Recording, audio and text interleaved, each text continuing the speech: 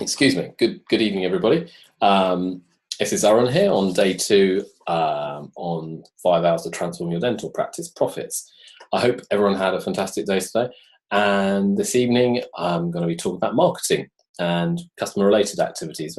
I've kind of briefly mentioned it yesterday, but tonight I've got a lot of information to share with you, and I hope it will give you some ideas and tips and suggestions of how to market your practice. Now, let me just make sure we've got everything firing on all cylinders in terms of people joining the webinar and in terms of all the people on with us, making sure the technology is working. So bear with me 1 second. So I'm going to check we're doing it. Okay, so marketing your practice. Okay, right. Let's crack on without further ado. Now, I've got a whole variety of tips here, and I suppose they're not in any particular order, but I'm going to delve on it. And I've mentioned this before, but I'll just mention this one here. Let me get this working. First one is, don't try and be everything to everyone. Now, I've seen many practices over my years and 15 years in dentistry, and I've seen a lot really try and be everything to everyone. So they do NHS, they do private, they do implants, ortho, you name it, everything's within one roof. Now, whilst that may have been a good idea several years ago when the NHS was the mainstay of dentistry, I think in today's market, patients have expectations, and trying to offer everything to everyone isn't necessarily the best way. And it's very difficult to offer high quality NHS and high quality private in the same environment.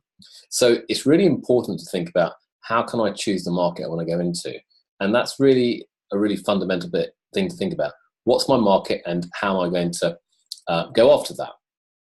And then from that, you build a brand around that market, and that could be a name of the practice, how it looks, how it feels, build a team. And yesterday I went on quite a lot about talking about the team.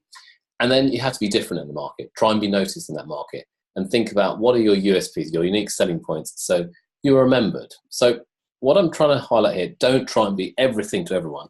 Choose a particular narrow domain, a particular narrow niche, and try and dominate that particular niche. So let me move on. Maybe I can explain this a little bit better as we go further. So that kind of point leads on to branding effectively, and branding, marketing and design of your practice.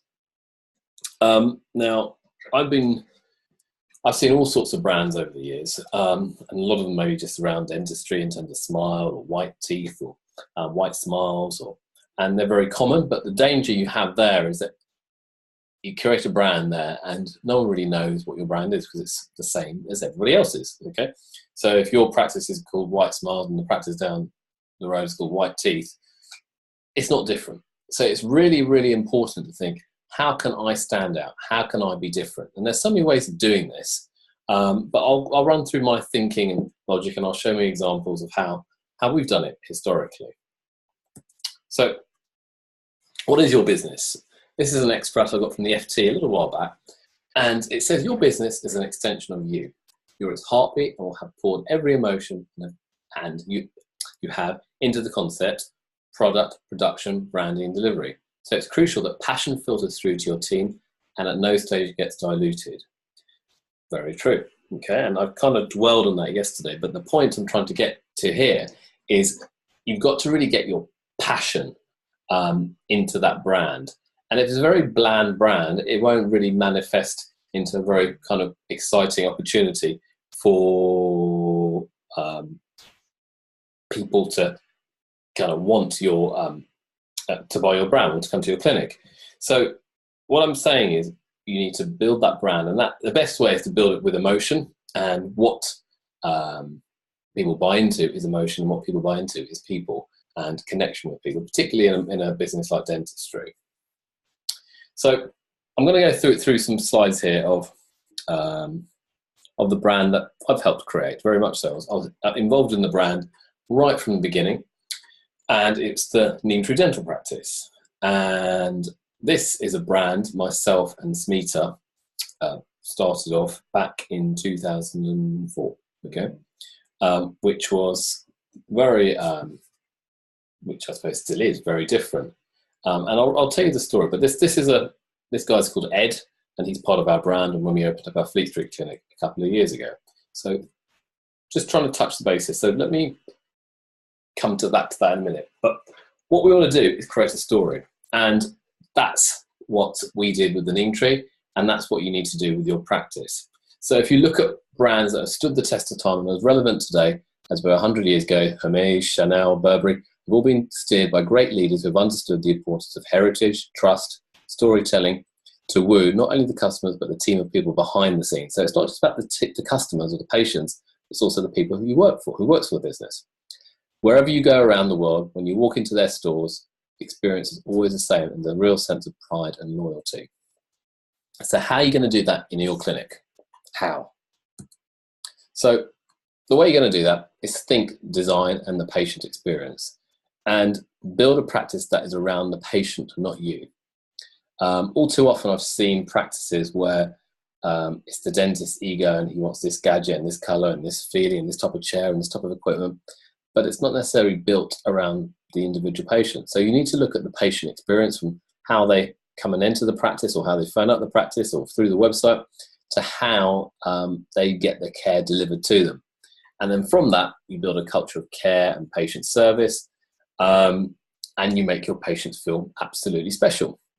And in order to do that is having that right team from the first place. So it's a kind of a cycle here. You want a great brand, but in order to create a great brand, you need to have the right team. Because if you create a great brand and the team aren't delivering to what that brand should be, then the brand doesn't really exist. So what you have to think about is, have I got all the pieces of the jigsaw to create that really, really strong brand for your business? So let me go back in time, and I'll go back through the story of how we created the Neem Tree brand, which is now, 14 odd years ago, in 2004. So this slide is showing some images of the Neem Tree site, the very first site, which was in Wandsworth, southwest London, SW18. And myself and Smita were, let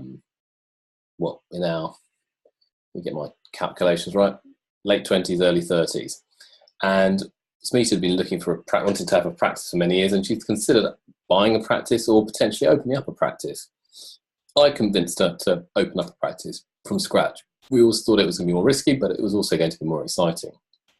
So we would drive around London and look for sites and try and find the right location to put up a clinic, or find a clinic, an empty shop unit. And the aim was always to have a shop front unit to get passers-by, to get custom in. And we hunted high and low, and eventually one evening we were driving back from North London down to where we lived down in Surrey. We went through Wandsworth, and lo and behold, we saw a shop. And that shop, we thought, oh, that looks perfect. That's going to be a brilliant practice. It's got the right frontage. It's in a nice part of Wandsworth. It's good frontage, etc., etc. So the next day we saw the agent, and the agent said, well, you can't really rent that out because it hasn't got the right planning. And we were very naive, very green at that time. We didn't know even what the planning should be. Subsequently, we found that we needed something called D1 medical use, and that shop didn't have it. We could apply for it, but the agent said to us, oh, actually, I've got something better for you. Right across the road, that doctor surgery closed down 3 or 4 days back. and I'm the agent. And doctor surgery happens to have medical use or dental use.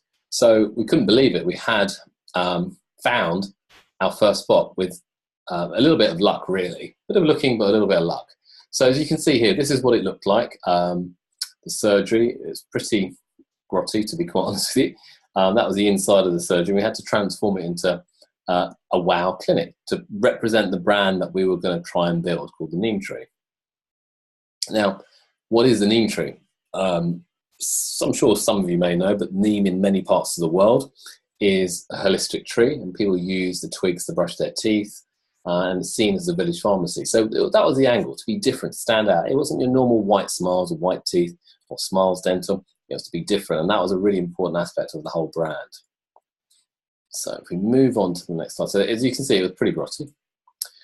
But with a bit of effort, a big checkbook, and some significant borrowing, we transformed that grotty site into a dental practice. So as you can see in the top right hand corner, that was the first ADEC 500 chair that was put into practice across the UK. And I remember ADEC delivering and getting installed on that same day. Maggie Thatcher walked past our clinic as well, which was a very interesting time and good memories at that point. The reception area was transformed, and you can see that wallpaper called the Neem Tree. And it made it very kind of modern and contemporary. The outside of the clinic had this wonderful looking filigree on the outside. And we really wanted to create a kind of a Moroccan feel, Moroccan bar theme to it, because the inspiration of the neem tree and the look and feel actually came from when we went on a trip to Morocco prior to opening it. So, and that's where we met our designer, and the whole story fell from that. We met the designer in Morocco, and that design team have been with us ever since. Helping us evolve and build the brand of the neem tree. So from that to that took approximately, I remember now, we had lots of complications in the process. I think we signed the lease, and then literally 2 or 3 days later, Smita found out she was pregnant for our first child, and we were thinking, oh my goodness, we've signed a lease, we're going to open up a clinic, and we've got a baby on the way. How are we going to cope? But we did. We still stood to tell the tale. And then these aren't drawings of the Wandsworth site, but these are drawings of our Isha site actually. And so but the process is the same. So that was the Wandsworth site. Then a few years later, in 2009, 2010, we took on another project. And in between that time, we opened up a clinic in Canary Wharf, and that was the first clinic to open up in the shopping malls of Canary Wharf. Again, the Neem Tree, and right under Barclays Tower, and that was a very, very successful clinic, which we managed to run for 7 or 8 years, and then we sold that a few years back to a large insurance company that you may have heard of. Okay, but then subsequent to that, we bought a site in Isha, Surrey, which is a very nice part of the world on the commuter belt in Surrey. So what did we do? So we found a site. Let me just find the right pictures first. Hopefully I can find that for you. That was the original site what we bought. It looked pretty grotty. It looked pretty about falling down. But what we identified was that this site was right opposite the exit of a Waitrose car park. So everyone who came from Waitrose would be exiting Waitrose, and what would they see? They'd see this building. And that was where we saw it. We saw an empty site. We thought, we see an opportunity here, okay? And that's where it all came from. So I'll quickly shoot back to those images. We got the site, and then we started to get some drawings done. Very loose sketches and some ideas. It was all about idea flow. What's it going to look like? How's it going to feel? Where's it going to be? We evolved it, and more drawings were done. Then it was put into some computer-aided design, which you can see here, which is pretty quite slick. So you can visualize hopefully what you're going to create. Again, some more CAD-related drawings here. And that helps you visualize, is it going to work? Is it going to flow? Are the patient's going to like it? Are the team going to like it? And you can see here from another angle. And then, as I said, this is what the building looked like from the outside originally. Pretty run down, but full of character. And what it was the outside of the building was actually grade 2 listed, which was caused some complications of how we're going to maintain and how it's going to look and what do we need to do to make sure that we don't fall, we don't breach any English heritage kind of rules and regulations. So if we crack on, so again, CAD drawings of what we wanted it to look like, which shaped up quite nicely. Again, another CAD drawing of what we hoped it to look like.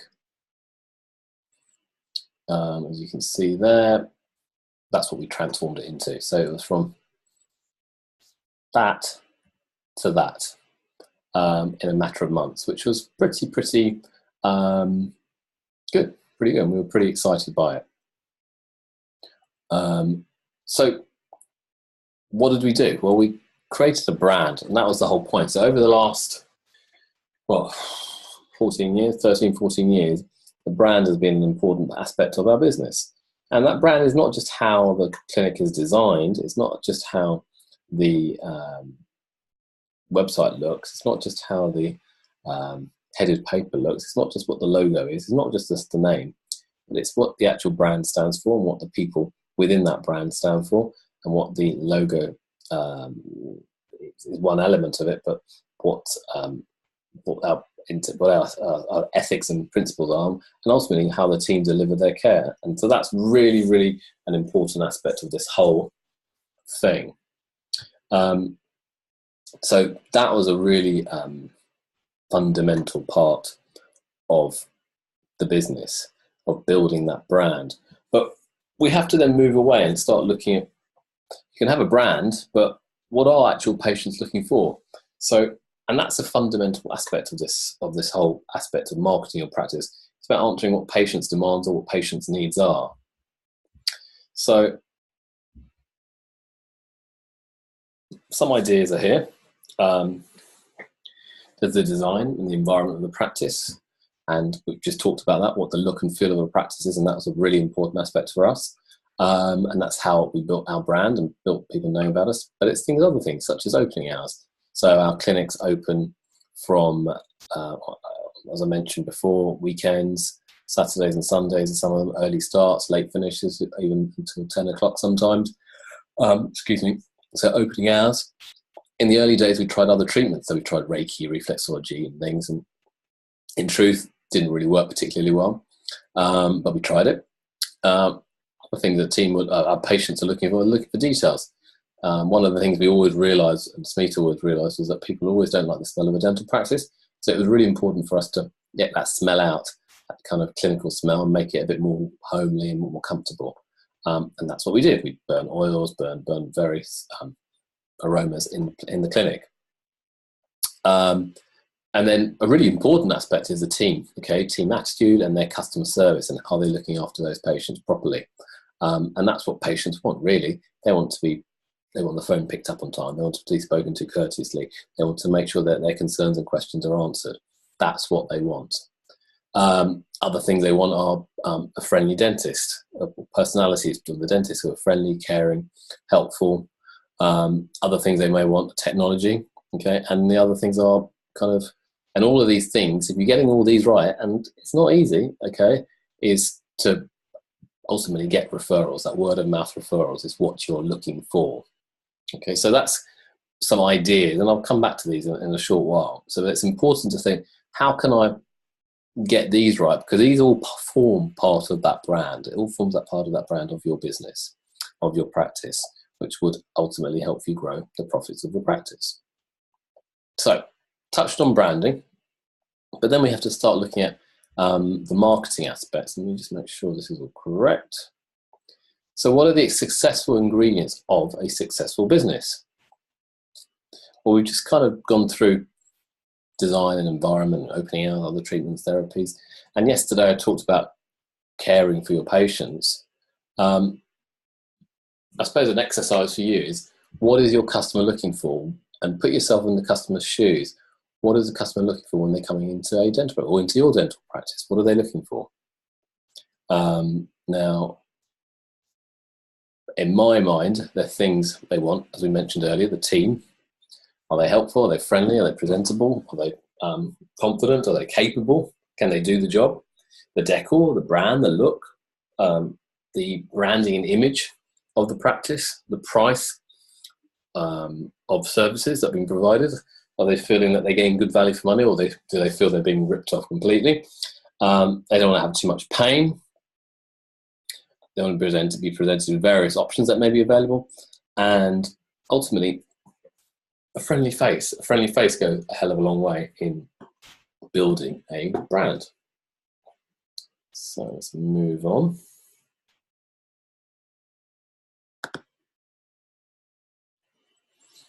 So, tip 3 is kind of embracing marketing, and that's a really embracing digital marketing. So we've talked about building that brand, the design. We've talked about how patients want to be looked after, the friendliness. We've talked about how the environment plays an important part. We've talked about it's the whole picture, but the website is a very important aspect of this now, especially in today's marketplace. So we need to have a good website. We need to do search engine optimization, pay-per-click. You have to social media channels, whether it's Facebook, Instagram, Snapchat, whatever it may be. You need to be able to measure the results and put your efforts into marketing your practice. Now, let me go back to our website. I'll just stop sharing this. Give me a second.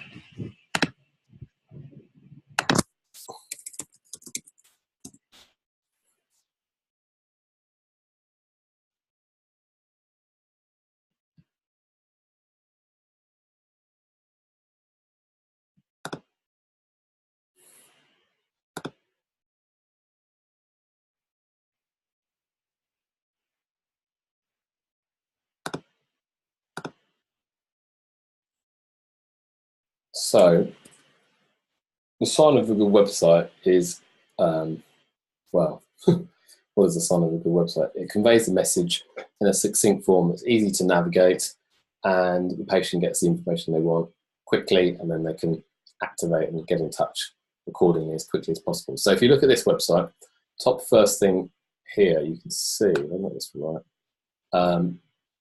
we have online booking. We have 4 sites for our clinics. So you click on this and that will take you to a booking page where you can book your online clinic. We're using Software of Excellence. So this integrates with our Software of Excellence service. Okay.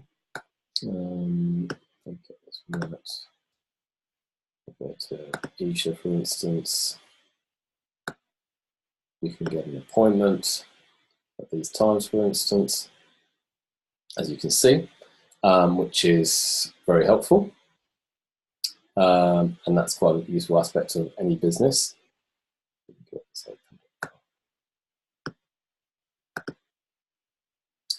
We have telephone numbers which are easy for people to see, so you can dial any of the 4 numbers. And these numbers are all call track numbers. So if you call, say you call the Isha number, 01372 541 if you looked at that on another browser, from another machine, you'll have a different number. Every person will have a different unique number to call, and that number can then be tracked from what page, and what source that referral came from, and that can be tracked, and the actual voice call can be listened to in because it'll be recorded. So we do call tracking, which I think proves very well. An important part of our business is emergency cover. So we have an emergency page, and we provide all the details on what to do in emergencies and who to call and how to get hold of people and stuff. So emergencies is an important aspect. And then on the whole website, we've got enough information to talk about most key services, whether it's veneers or whether it's Enlighten, whether it's tooth fillings. We've got enough information there. We've got stuff on specialist services with implants, periodontal, ortho, aesthetics. We do a range of aesthetics in certain clinics. We talk about our locations, we have a blog, and we have a contact page. So it's quite thorough, and it covers most aspects, okay? And what we try and do with this website is we try and focus on getting the website content right, but then we want to drive traffic to it. Now, how do we do that? If I go back to the website, one of the most popular ways that we deal with it is we do Google pay-per-click. So if I go to Google, hopefully this will work. Right. So as you can see, for Wandsworth, I've done a search of Wandsworth, and our advert for Wandsworth comes up top if you're searching for a dentist in Wandsworth in this instance. So that works quite well. We're also at the top here in terms of the organic searches, but we're paying for this advert. If someone clicks on that, we'll be paying for it. If I type in Isha, we're coming in natural organically top of the page, which is good. Okay, which we don't have to pay for that, which is even better. If I type in Fleet Street, let's see, Neem Tree #1 there in terms of adverts. Okay, and also top in terms of search. See Nottingham. Nottingham's our most recent site. I haven't checked this in a while, but no, we don't come up top there. So we're about third on this page, okay, which isn't bad. So we're improving on a search engine way, optimization, search engine optimization, and then hopefully through adverts as well, we'll be penetrating in that market as well, which is only a good thing. So that's one way we do pay-per-click, which is a large part of our business, and we spend a reasonable budget on that for our practices, but we find that we get a very good return on investment by getting patients in the door and then getting fees in from patients. And then we also work on adding content to the website through SEO and other interesting tactics to get more on there. Let's go back to the slides. Where's it gone?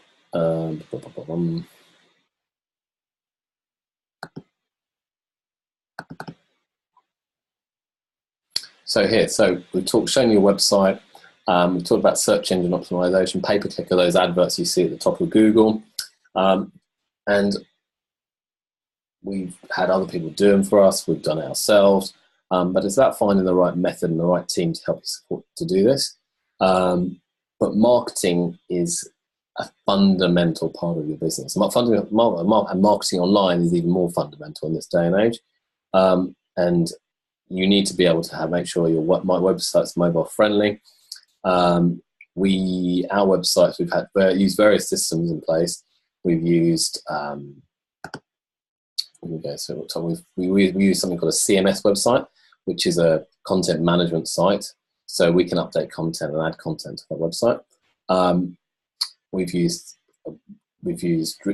had websites created in Dreamweaver. We've then used websites using Squarespace, and our websites are now a WordPress website, and we like WordPress. It's easy to use and it's open source, so everybody, or not everybody, a lot of people know how to develop and help you develop that type of website. And then from our website, we try to dominate our local areas. And as I mentioned earlier, we use Google pay-per-click AdWords. We have Google business accounts. So when you see a map on Google with our clinic on it, we've got a good account optimized there. We use Google Analytics. So we're always tracking our information. We call track, as I mentioned. And as you can see, we're always testing. And so this is I suppose a big exercise in testing how things are working, how things aren't working, and then re-changing, going back and retrying again. And that's what we have done since the beginning. We've done some Facebook adverts too. Hasn't worked as well, but we're still working on that. And you really got to be on top of this 24/7, 365 days of the year to make it work. It's hard work, but if you get it working right, it's actually very, very rewarding. Not just financially, but also thinking, oh, wow, I've managed to master this type of area for my business. One of the things that we do also, we've had in the past, we have free reports on our website. So we might say top 10 tips for a straight smile. So we'd have a free report, and from that we ask people to fill in their details, we capture their information, and from that information they provide to us, we can then reach out to them to offer other services. So that works for things like ortho or implants, or top 10 tips for getting the right dental implant, things like that, ideas which get people coming to our website and then engaging with us. And that's what it is. We're trying to dangle a carrot for people to engage with us. And then from that engagement, we then follow up and then build that process of getting more customers through the door. I mentioned it here, free guide on implants, free report on orthodontics. Sometimes we do a freebie offer, like if you get a free water pit plaster or a discounted checkup with hygiene for a limited period of time. It's just dangling that carrot, and if you've got that carrot, people might buy it, but then really it's those things which may be a loss leader initially, hopefully help you grow your business with profits further down the line. Excuse me. And then from that, we capture various data. We have leads from Facebook, leads from Google pay-per-click. We go into our existing patient data from Software of Excellence, and they all go into a database, and we then work that database further. And as I said earlier, we might give them an offer like a report or a voucher. We nurture that process, and then we convert them and make the sale and follow up. And the key is to getting a fee-paying customer. Let me just check, there should be something here. Right, yes. So then I mentioned this earlier. We also do Google pay-per-click, and you can see on here all our, this is a snapshot of our marketing.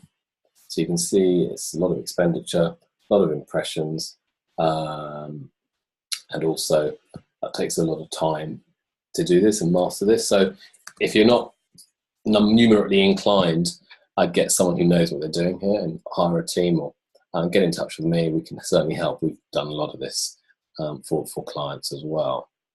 So in the process of marketing, you're going to monitor the performance. So, and if you're in, and marketing is where you can burn cash, and I've done that very many times, burn cash. But you really got to measure your results and see, okay, I might be burning some cash now, but is it actually having a positive impact on the business? And sometimes it will, and sometimes it won't, okay? But make sure you're always monitoring your performance of you're burning money, am I getting a return on my performance? Okay? So monitor. And as they say, what gets measured gets done, so keep measuring how you're doing. Talked about this already, pay-per-click, Facebook, social media. We aren't particularly active on social media because we don't really have the right people in the team to do that. But if you do, it can be a very successful thing, but very hard to measure. So have a think about that. Other ways that we get people to know about us, not just online, we do free offers, we give free branded gift bags. So we've imported jute bags from overseas and branded them with our brand, and we've got different colours like red, green, purple, blue, hand them to people. We do free cosmetic consults, free ortho consults. We do exhibitions, we've done school fairs, we've sponsored local school balls, local fetes, we do sponsor the local Scouts affair. We've done BNI networking, where you network with people early morning on, say, Tuesday morning, and people refer business to you. And I suppose a large part of our whole business, whilst we've done a lot online, we've also done a lot in the local community. So people know who we are, what we do, where we come from, and our target markets for our clients have been particularly local private schools, where children come, the mum comes, the dad comes, the grandparents come. That's been very, very, I suppose, fruitful for us. We offer diet and nutrition advice. As I said earlier, we optimise website. We have special events such as an open evening. We provide welcome packs. We do community talks. I know Smita's done a lot of community talks to schools and nurseries and mums-to-be or new mums. And that's what we've done from a marketing perspective. Lots of things, and some things work better than others. We've done also, what's it called? Flyer dropping, which, to be brutally honest with you, I wouldn't touch again. Very time consuming and very costly. We're better off spending that money on Google, getting that working better for you. We talked about this earlier. And so if you do all these things, you get the design, you get the opening hours, the other treatments, get the right team, person with the dentist, the right technology, and all of these other methods in place, and you're delivering good care of dentistry, that goes without saying, that will lead to the number one marketing tool, which would be word of mouth. And that's what you want. You want people to refer.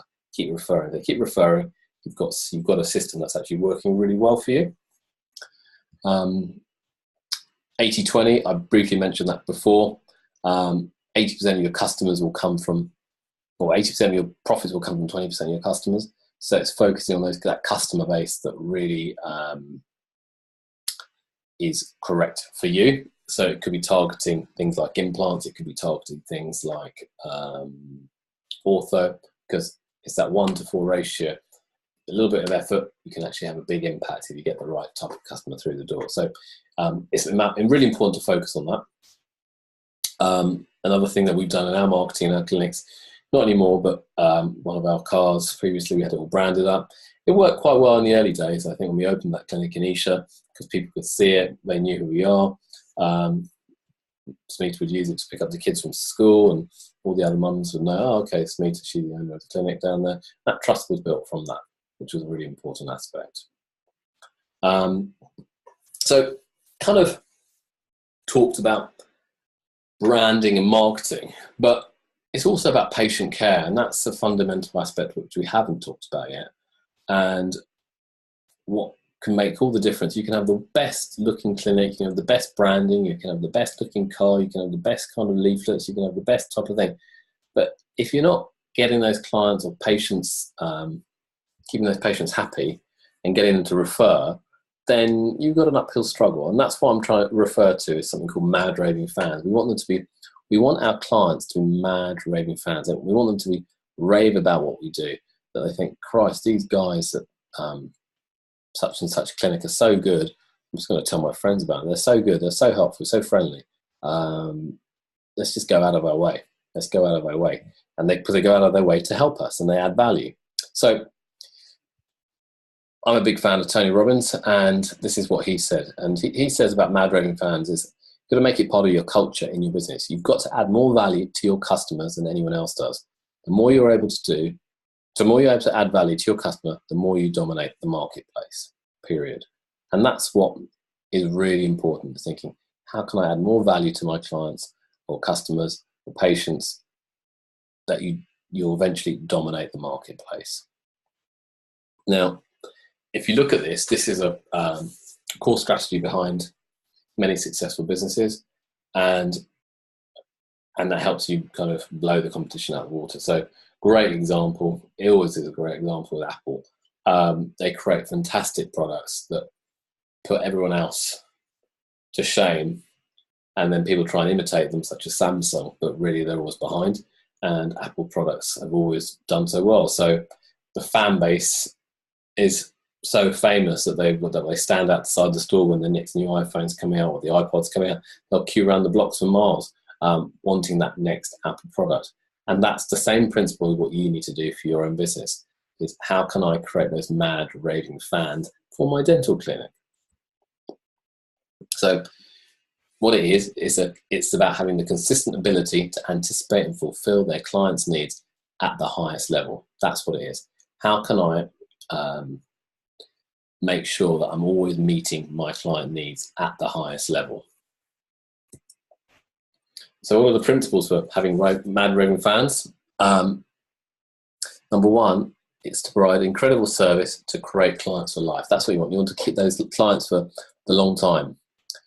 Number two, it's much more expensive to get a new client than it is to take care of the old one you have. So if we can retain those clients, that's really important. Those patients, your patients are both internal and external. If along the way any one client is not served effectively on a timely way, they are not receiving the value that they should be receiving. So that goes for team members as well as external clients. They're not getting the value that they should, then there's problems. Number four, anytime you want a client to do something, you must meet their needs, not expect them to do because you demand it. Just think about these points. I've just kind of put these down. Number five, remember the money is not on your list. The money is in the value provider list and the relationship you have with your clients. So remember, you might have thousands of patients on your database, but it's that relationship you have with those patients that makes all the difference. It's not the size of the list. It's actually those relationships you have with those patients. Number six, outstanding client support and service is affected by every person on your business. So everybody needs to be up to scratch and everyone needs to be delivering to patient needs. Number 7, never sell anything you're not prepared to deliver impeccably on the back end. In other words, you need to be able to walk the talk and, of course, sell ethically. Zappos, you may have heard of. It's an American company, but they sell shoes. So you might have heard of Vans shoes, which are very successful and very profitable. And this business grew very, very quickly in a number of years. And this is a guy called Tony Shea. He started it off and he said, we've been asked by a lot of people how we've grown so quickly. And the answer is really simple. We've aligned the entire organization around one mission to provide the best customer service possible. Internally, we call this our WOW philosophy. So in running your own clinic, if you're thinking, can I just do one thing and you just focus everything on one thing, and that has to be about best customer service possible. Okay, if you focus on that, I think you'll get that right. But it's not always that easy. It's all right if there's one person in the team. When you've got 10, when you've got 20, and you've got a nurse who's not having a good day or a dentist who's not having a good day, it's actually quite difficult. Okay, you're dealing with emotions, you're dealing with personalities, but we need to try and think, how can we deliver that WOW philosophy on a day-by-day basis? In order to do that, we need to invest in ourselves, we need to invest in our team, we need to invest in the building, the equipment, invest in the customer experience. But who's going to pay for all the investment? Well, it's going to be a whole range of people, but ultimately it's going to be you. And in order to do that, you need to have a very good business plan that you may have defined at the outset. Just coming up to the end now. So in terms of marketing, which is a very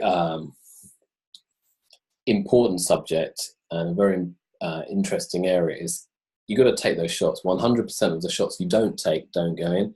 And I can guarantee 80% of the things, going back to the 80-20 rule, 80% of the things you'll try, only 20% of the things will work. The rest of it will fail miserably. But you've got to be willing to do it. You've got to take those risks. You've got to take those steps. So, some actions for you tomorrow. Just some thoughts I had. Are you everything to everyone? Try and select a market you want to try and dominate, and make plans to target that market. That's what you're going to do. So, define your niche better. Number 2, go through your patient experience with your team and identify areas to improve. Remember, people buy from people buy from relationships. Number 3, go online, search your practice, and if it's not visible, think about changing the website, doing some pay-per-click, or getting some external help to say, okay, how am I going to make my digital kind of presence much, much stronger? In summary, don't try and be everything to everyone. Think design and the patient experience and the brand. Create a go-to website. Monitor marketing performance all the time. Monitor your return on investment. Keep experimenting, because as I said, most things won't work. Most things won't work, but there'll be a few that work and they'll blow you away. And ultimately, create a culture of mad, raving fans. That's what you want to do, okay? Really, really important to build that culture of mad, raving fans, that people just think, you know what, these guys are so great, that's all we need to do. We need to go and see that practice, because they're so nice to us, they're so good to us, and they're always anticipating all our needs. Okay, that's the... I think it's good night from Teddy and me, and Teddy's my new addition to our family, and that's him asleep earlier today on my lap. But I hope you've found that useful. Let me just check if I've got any questions from any of you guys there. Hold on. So, questions are on marketing. So I suppose one question is, how much does it cost to market it, and how much should you budget to market? Oh, in many ways, marketing is one of those things. You can spend so much money and you might not get any return on it, but you could spend so much money and you get loads of return on it. So that's why I say it's really important to monitor your performance all the time. Keep a tight control of that expenditure. And if you could spend £1 million on it, but if it's bringing you £2 million, well, it's well worth doing. So it's just getting that right metric right for you, and making sure that you're comfortable and you can cash flow and you've got enough resources to do it. Then another question that I've got here written down is, you mentioned different website platforms. Yeah, there are many website platforms. There's WordPress, which we use, there's Joomla, there's Drupal, There's Squarespace, there's these Wix websites, which I know people are using. I'm a big fan of WordPress. It's open source, it can be coded. There are a lot of developers out there who can help you develop that. I would kind of direct people towards WordPress. In terms of Google pay-per-click, you can set up an account within minutes. To actually master it, it takes some time and takes some effort, and it takes losing lots of money, burning some cash. You will lose thousands probably by doing it wrongly or with some mistakes, but it doesn't matter. If you're learning throughout the process, you'll be able to recoup that money much quicker. In terms of marketing, I suppose you have to experiment. It's a hard thing to get right, but as Peter Drucker said, Peter Drucker is a very famous business guru. He says, business is two things, marketing and innovation, and that's it. If you can innovate, you come up with new ideas and your marketing, that's the end of your business. That's how you're going to build your business. You've got to innovate and you've got to market, and everything else will fall into line. And I think I tend to agree with that. Innovate, come up with new ideas, but also then market those ideas to kingdom come, and hopefully you'll get some new business. I've been talking flat out for 45 minutes. I think I've answered everyone's questions that were here. I hope you've enjoyed and found this of use today.